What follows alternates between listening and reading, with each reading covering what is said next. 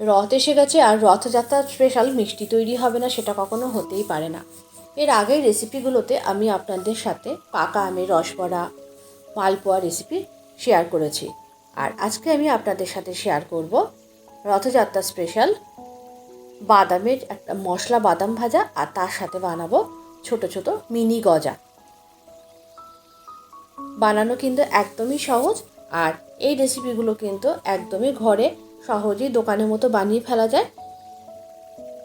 মুচমুচে এবং ভীষণ খাস্তা এই বাদাম ভাজা এবং তার সাথে থাকবে কিন্তু এই গজার রেসিপি।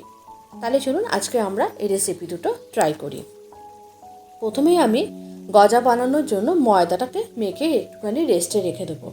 এখানে আমি 1.5 কাপ মতো ময়দা নিয়ে নিয়েছি। মেজারিং কাপে 1.5 কাপ ময়দা মানে প্রায় 300 গ্রাম মতো ময়দা।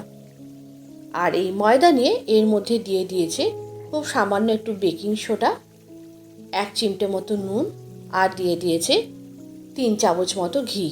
আপনারা যতটা ময়দা নেবেন সেই হিসাবে কিন্তু ঘিটা দেবেন। আর এই ঘিটা অবশ্যই দেবেন, এখানে কিন্তু কোনো রকম রিফাইন অয়েলে ব্যবহার করবেন না, তাহলে যে গজার ভিতরে একটা বেশ সুন্দর স্মেল আসে না, একটা ভালো ফ্লেভার তৈরি হয়, সেটা কিন্তু তৈরি হবে না।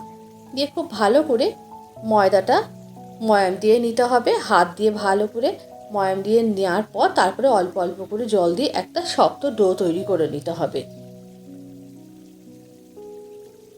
ডোটা কিন্তু খুব বেশি নরম বা খুব বেশি শক্ত হবে না, এরকম মিডিয়াম ডো তৈরি করে নেবেন। আর এরপরে আমি এই বাদাম ভাজা যেটা বানাবো সেটার মধ্যে দেওয়ার জন্য আমি একটা মশলা বানিয়ে নেব। আপনারা কিন্তু বাজার থেকে পেরি পেরি মশলা কিনেও এই ওপরে এই মশলাটা ছড়িয়ে দিতে পারেন, কিন্তু আমি ঘরে বানিয়ে নেব। আমি এর জন্য এখানে নিয়ে নিয়েছি অল্প একটু বিট লবণ, অল্প একটু লাল লঙ্কার গুঁড়ো, একটু কাশ্মীরি রেড চিলি পাউডার, সামান্য একটু হলুদ, খুব সামান্য একটু গোলমরিচের গুঁড়ো, আর একটুখানি 1 চিমটে মতো চিনির গুঁড়ো। এই মশলাটা কিন্তু এই বাদাম ভাজার জন্য একদম পারফেক্ট। এই মশলাটা কিন্তু অবশ্যই দিতে হবে, তবে কিন্তু বাদামগুলো কিন্তু খুব ভালো লাগবে খেতে। ও হ্যাঁ, আর আমি জিরে গুঁড়োটা মেশাতে ভুলে গেছিলাম, পরে আমি একটু জিরে গুঁড়ো মিশিয়ে দিয়েছি খুব সামান্য পরিমাণে। আর এরপরে আমি বাদাম ভাজার জন্য মশলা যেটা বানাবো, যেটাকে হচ্ছে বেসন দিয়ে মশলা দিয়ে একটুখানি রেডি করে নেবো। তার জন্য আমি এখানে 4 চামচ মতো বেসন নিয়েছি, উঁচু উঁচু 4 চামচ নিয়েছি বেসনটা। যতটা বাদাম আপনারা ভাজবেন সেই হিসাবে আপনারা কিন্তু বেসনটা নেবেন। তারপরে এর মধ্যে দিয়ে দিয়েছি অল্প একটু ভাজা জিরের গুঁড়ো, একটু কালারের জন্য দিয়ে দিয়েছি কাশ্মীরি রেড চিলি পাউডার, আর ঝালের জন্য দিয়েছিলাম কিন্তু রেড চিলি পাউডার। অল্প একটু দিয়ে দিয়েছিলাম হলুদ, খুব সামান্য একটু লবণ, আর দিয়ে দিয়েছিলাম খুব সামান্য একটু পোস্ত। পোস্তটা কিন্তু একেবারেই অপশনাল, আপনারা কিন্তু পোস্তটা চাইলে দিতেও পারেন বা নাও দিতে পারেন। দিয়ে খুব ভালো করে সমস্ত কিছু মিশিয়ে নিয়ে আমি কিন্তু এখানে জল দিয়ে একটা ব্যাটার তৈরি করে নিয়েছি, একদম ঘন ঘন ব্যাটার। ব্যাটারটা কিন্তু খুব বেশি ঝোলঝোল হবে না, মানে খুব লিকুইড হবে না, একটু গা মাখা মাখা হবে। ব্যাটারটা মেখে দেওয়ার পর এই ব্যাটারটাকে কিন্তু একটুখানি রেস্টে রেখে দিতে হবে। আর ভাজার ঠিক আগের মুহূর্তে এই ব্যাটারটার মধ্যে খুব সামান্য একটু বেকিং পাউডার মিশিয়ে নিয়েছিলাম। আর এদিকে বাদামগুলোকে ভালো করে বেছে নিয়েছি, আর নেওয়ার পর একটা শুকনোর কাপড়ের ওপর দিয়ে একটু ভালো করে মুছে নিয়েছি। এরপরে এই বাদামগুলোকে কিন্তু এই বেসনের মধ্যে দিয়ে খুব ভালো করে মাখিয়ে নিতে হবে।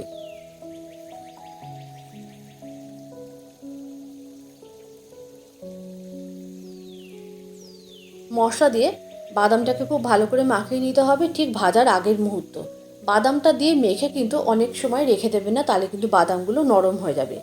এদিকে কড়াইয়ের মধ্যে বেশ পর্যাপ্ত পরিমাণে তেল দিয়ে দিয়েছি। তেলটা খুব ভালো করে গরম হয়ে গেলে ফুটন্ত গরম তেলের মধ্যে কিন্তু এই বাদামগুলোকে দিয়ে দিতে হবে, এবং সাথে সাথে কিন্তু এই বাদামগুলোকে খুন্তি দিয়ে দিয়ে ভেঙে দিতে হবে, তা নয়তো কিন্তু বাদামগুলো সব এক জায়গায় দলা পাকিয়ে যাবে। অ্যাকচুয়ালি এইগুলো ভাজতে কিন্তু দুজন লাগে, ওই জন্য এইগুলোকে কিন্তু কাপল ফ্রাইও বলে। সন্ধ্যাবেলার স্ন্যাক্স হিসাবে কিন্তু এমনি বাড়িতেও কিন্তু এই ফ্রাইগুলো কিন্তু খুব ভালোভাবে আপনারা ট্রাই করতে পারেন সান্ধ্যকালীন স্ন্যাক্স হিসাবে। এইভাবে বাদামগুলোকে প্রায় 80% মতো ভেজে একটা স্ট্রেনারের সাহায্যে ছেঁকে আমি কিন্তু একটা আলাদা পাত্রে তুলে নিয়েছি। তুলে নেওয়ার পর আমি সেকেন্ড ব্যাচটাও ভেজে নিয়েছি এই একইভাবে দিয়ে, এবং প্রথম থেকে কিন্তু এই নেড়ে চেড়ে ভেঙে দিতে হবে জিনিসটা। তারপরে আগে ভেজে নেওয়া বাদামগুলো আবার ওই সমস্ত বাদামের মধ্যে দিয়ে ভালো করে আর একবার খুব কড়া কড়া করে ভেজে নিয়েছি। তাহলে কিন্তু এই যে ক্রিস্পি ব্যাপারটা এটা আসবে এবং এটা কিন্তু অনেকক্ষণ থাকবে। এবং ঠান্ডা করে কিন্তু আপনারা একটা এয়ারটাইট কন্টেনারের মধ্যে রেখেও কিন্তু 3 থেকে 4 দিন অনায়াসে এটা রেখে কিন্তু খেতে পারেন। দেখুন সমস্ত বাদামগুলো কিন্তু আমার ভাজা হয়ে গেছে। বাদামগুলোকে আমি একটা থালার মধ্যে করে তুলে নিয়েছি।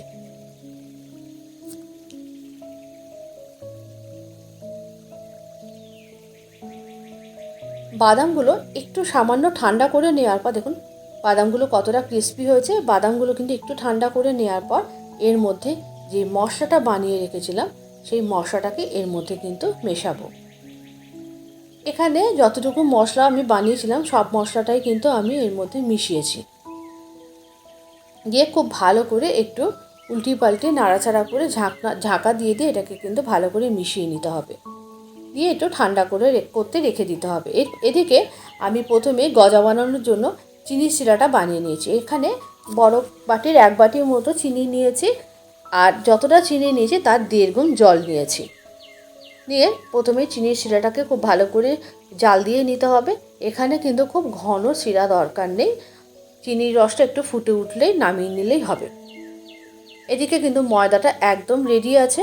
ময়দাটাকে একটু হাত দিয়ে কিন্তু এইভাবে আর একটু উল্টিয়ে পাল্টিয়ে একটু জোরে জোরে বাড়ি মেরে কিন্তু মেখে নিতে হবে। প্রথমে ময়দার ডোটাকে একটু সামান্য লম্বা করে নিয়েছি, নিয়ে আমি এটাকে মাঝখান থেকে ছুরি দিয়ে 2 টুকরো করে কেটে নিয়েছি। এরপরে একটা ডোর টুকরোর উপর আর একটা ডোর টুকরো বসিয়ে আমি একটা বেলন দিয়ে কিন্তু একটু লম্বা করে বেলে নিয়েছি।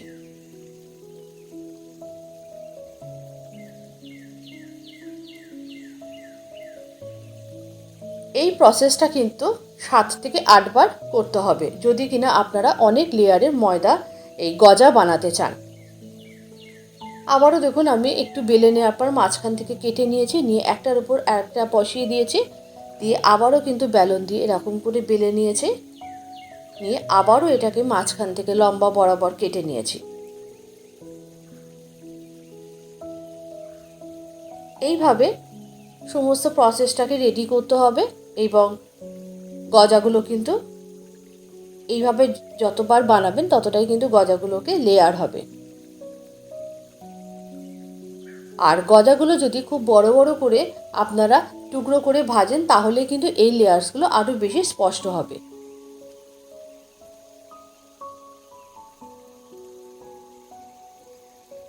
শুধু রথযাত্রা বলে না, এমনি বাড়িতে মিষ্টি খেতে মন চাইলে কিন্তু আপনারা এই ধরনের রেসিপিগুলো অবশ্যই ট্রাই করতে পারেন। আর এই ভাজা মিষ্টি খেতে কিন্তু বাড়িতে সবাই খুব ভালোবাসে। দেখুন আমার এই পুরো লেয়ার্স দেওয়া গজাগুলো রেডি হয়ে গেছে। এরপরে আমি কিন্তু একটু টুকরো টুকরো করে ছোট ছোট করে কেটে নিয়েছি। আর এদিকে কিন্তু আমি ফ্রাই প্যানে একটু তেল গরম করতে বসিয়েছি। তেলটা কিন্তু একটু মিডিয়াম টু লো ফ্লেমে এই গজাগুলোকে একে একে ভাজতে হবে। হাই ফ্লেমে দিলে কিন্তু গজার উপরটা তাড়াতাড়ি বেশ ভাজা হয়ে যাবে, ভেতরটা কিন্তু কাঁচা থেকে যাবে। একদম মিডিয়াম টু লো ফ্লেমে এটাকে ভাজতে হবে।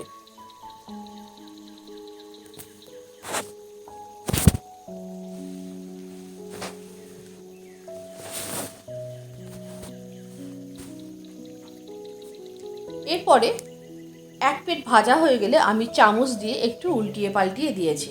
এখানে খুন্তি দিয়ে উল্টাতে পারিনি, কেননা খুন্তি দিয়ে উল্টাতে গেলে বারবার করে ভেঙে যাচ্ছিল। এগুলো এতটাই খাস্তা হয়েছে ময়াম দেওয়াতে সুন্দর করে, যে গজাগুলো কিন্তু চামচ দিয়ে ছাড়া আমি উল্টাতেই পারছিলাম না।